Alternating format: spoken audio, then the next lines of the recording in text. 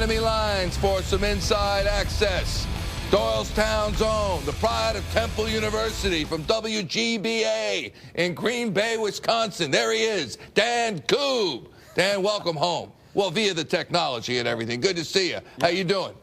Yeah, good, Mike. Thanks. I appreciate it. You know, actually, before we get started, I have to say, when I was about 14, you gave a speech at a sports broadcasting camp. So thank you for inspiring me to get back on Philadelphia television. Dan, thank you, but if the best I could do is get you to Green Bay, Dan, I'm going to work on it some more, buddy. No, I'm sorry. Yeah. That's not right. It's not right. But you're looking, it's a great market, and you got the Green Bay Packers.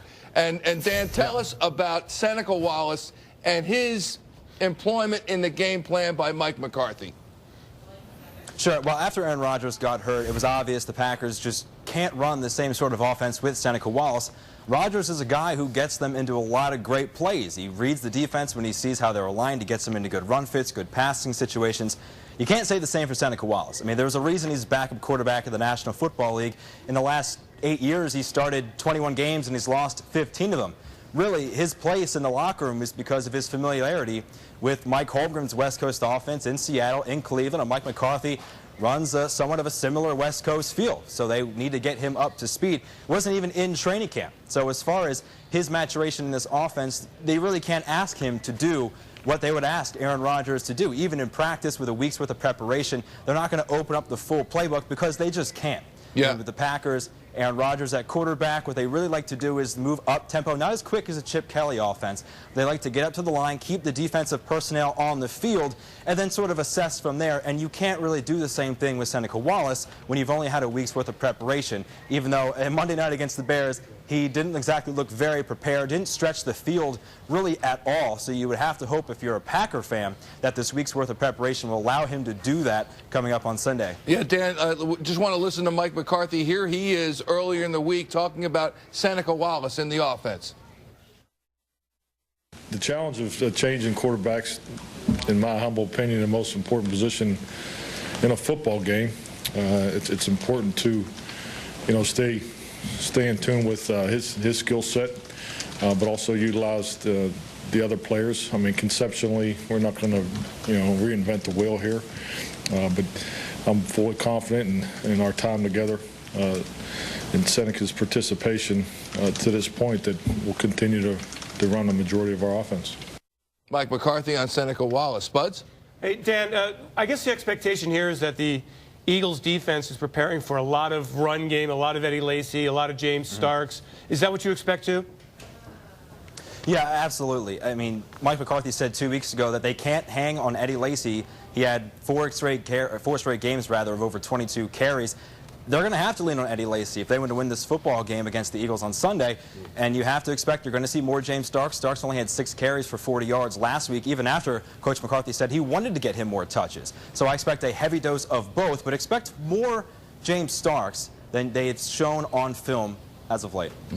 Rube? Hey, Dan, Ruben Frank, what do the Packers make of Nick Foles? Obviously, the guy tied the NFL record, 7 touchdowns in the game Sunday. What are you hearing in the locker room? What do they think about him?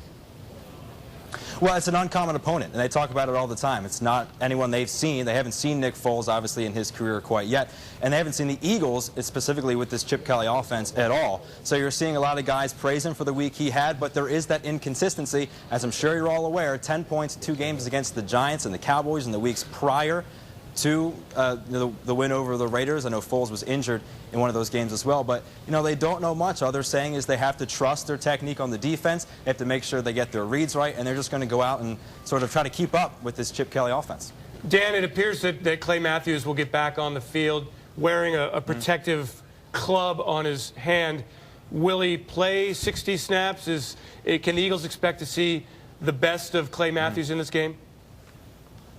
Well, he says it sucks, frankly. He says wearing the club is maybe one of the least favorite things he's ever had to do while playing. I don't think you're going to see him 60 snaps. He's not going to go full bore. I don't think the Packers haven't even said officially if he's going to play in this game, but you can pretty much hedge your bets on the fact that he will. I think it's going to be a feeling out process. I think they're going to get him in there. They're going to see how he plays with really only one hand at a position of outside linebacker in Dom Capers' defense. When you need both hands to make great plays at outside linebacker, they'll see how he feels, and I think his play reps, his snap count, will be determined based on that. And Dan, finally, no Aaron Rodgers, no Jermichael Finley now. I don't know, with no Randall Cobb, when do they think Aaron Rodgers is coming back, and how big a hit will that be regarding their playoff aspirations, never mind their Super Bowl aspirations? Yeah, well, there's been so many injuries on this offense. James Jones has missed 2 games as well, and everybody around here just sort of says, you know, we can withstand these injuries, but the one they can't withstand is to Aaron Rodgers. If they can stay afloat, and he's expected to be out at least 3 weeks, it depends how that collarbone heals, the fracture within the bone, you'll have to see. I mean, quite frankly, the expectations have dampened quite a bit. After Rodgers was hurt, it rained here for 3 days. So that gives you sort of an atmospheric look at how ironic it is for the people in this area. I think that if they can stay afloat, they win 2, maybe 3 games in his absence. If he's gone for more than 3 weeks, you could be looking at them having a very advantageous situation to come back to for Aaron Rodgers. But other than that, they need to stay afloat. And getting a game at home at Lambeau Field against the Eagles is a good start. Hey, Dan, thanks so much for joining us. When you come home for the holidays or whatever, stop in, will you? Say hello? Absolutely. Thanks for having me, guys. I appreciate it. You know it. Thanks so much. Dan Koob from Doylestown Temple University at WGBA in Green Bay, Wisconsin, and we thank him for obvious reasons. But ask Pucks, who is the City 6 leader this year? Who is the City 6 leader, Pucks? The City 6 leader? Who will win? Who's going to win? The Who's City the best 6? team in the... Oh, I'm going to go Nova. Nova? I'll take Villanova also. He didn't ask you, but I like it. You're going with Nova. You're saying LaSalle. There you go. Rube's going with Villanova as well.